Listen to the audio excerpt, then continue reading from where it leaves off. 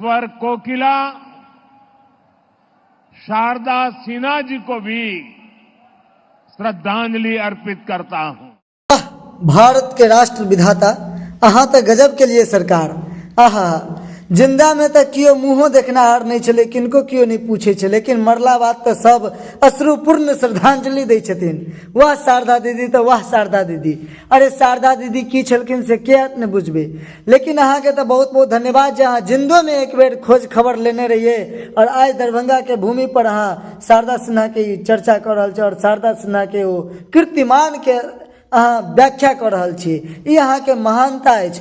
लेकिन हम बता दिया जे अहीं के नीचा में एगो एहनो एहनो सांसद और विधायक सब रखने छी, घूसखोर चोरखोर नेता सब, जे अहाँ के हुनका नाम से 5 रुपया तक खर्चा करे से लजाइए शर्माइए। तो ओहन ओहन नेता सब के कनी माथा दऽ के सिखा दियो, ओहन ओहन सांसद के, जो सांसदो बुझे जे मिथिला के की गौरव और अभिमान और स्वाभिमान छै।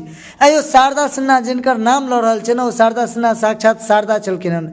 एहने एहने कतेको बेटी अखन मिथिला में छै जे अहाँ के भारत ने पूरा विश्व में मिथिला के नाम स्थापित करते। अहाँ तो देश के प्रधानमंत्री छी, अहाँ तो बढ़िया जगह बुझे छे मिथिला की चीज छे।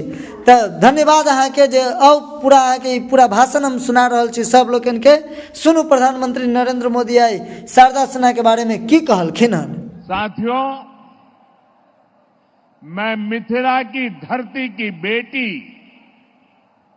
स्वर कोकिला शारदा सिन्हा जी को भी श्रद्धांजलि अर्पित करता हूं।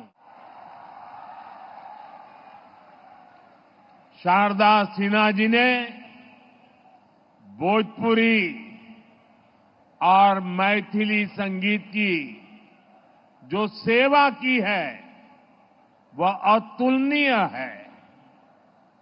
खास तौर पर महापर्व छठ की महिमा को जिस तरह उन्होंने अपने गीतों से पूरी दुनिया में पहुंचाया, वो अद्भुत है।